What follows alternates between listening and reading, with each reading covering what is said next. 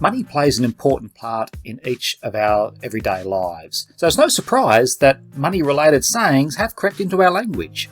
Today's video will highlight the top 10 money-related phrases, where they came from, and how they are relevant today. Number 10. Now, if this saying was actually true, we'd all be professional gardeners by now. We're talking about money not growing on trees. Now, the phrase seems to date back to the 1500s, where money, and mostly metal coins, required labour, trade, or extraction in order to obtain. And it became a reminder to demonstrate that wealth comes from effort and not just sitting around doing nothing. In the modern use, we might use it to remind our children or someone less experienced in an economic sense to be realistic about their spending. Number 9. Now, we might mutter these words after we've left the cashier and the purchase took a lot more out of us than we thought.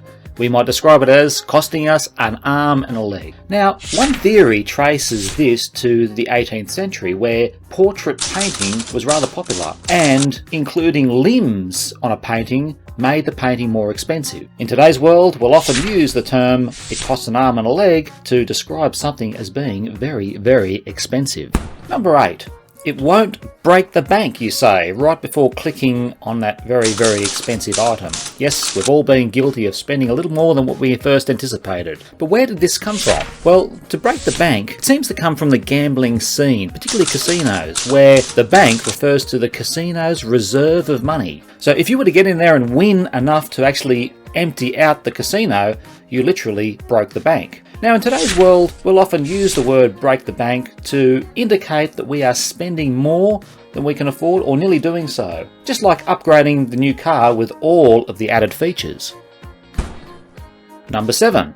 Now, these can be some of the sweetest words that we'll ever hear. Don't worry, it's on the house. Or in other words, it refers to receiving something complimentary.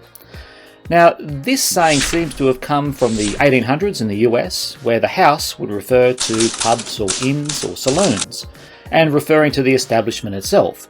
So to offer something on the house meant that the owner covered the cost as an act of goodwill.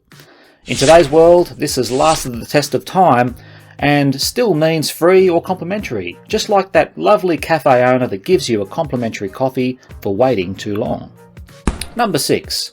Now, some people bring home takeaway, others bring home the bacon. Yes, bringing home the bacon is a popular term which refers to people who earn the money in the household. Now, this phrase dates back to medieval England, where married couples were awarded some bacon for demonstrating harmony, often after 12 months. In more recent times, in the early 20th century, it was made very popular by the American boxer Joe Gans, who, before a fight, he said he was going to bring home the bacon. He actually won the fight, the newspapers went mad, and the rest is history. These days, bringing home the bacon in the modern world refers to someone who earns income, and can often also refer to someone landing a promotion or closing a big deal.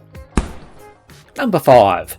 Now, at this point, you're not just paying, but you are paying with a measure of pain. That's right, it could be described as paying through the nose. Now, it's thought that this saying actually is linked to medieval punishments, where taxes or penalties were enforced rather harshly.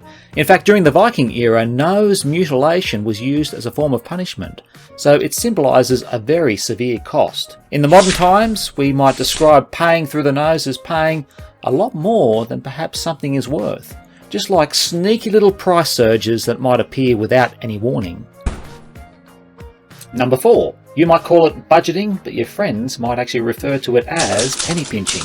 Or in other words, they're describing you as someone that is a little cheap. That's right, penny pinching. It's the phrase that has emerged since the 1800s, referring to someone who is so frugal that they will literally pinch pennies in order to avoid spending them. It carries a slightly negative tone of excessive thrift. These days, we might use it from time to time to describe someone who is a little overly careful when it comes to money, just like that person who insists on splitting that bill down to the very last cent. Number 3. One minute you're in the black, and then the next minute your bank is tapping you on the shoulder and saying that you are actually in the red. That's right, in the red or in the black. It's a common phrase which we often use to determine what our financial standing is, whether we're ahead or whether we're behind. Now, it's thought that this saying comes from the early 20th century, where In traditional accounting and bookkeeping, red ink actually denoted losses and profits were recorded in black. In our modern times, this phrase is still used quite extensively to describe financial health, whether we're ahead of the game or whether we are behind. Number 2.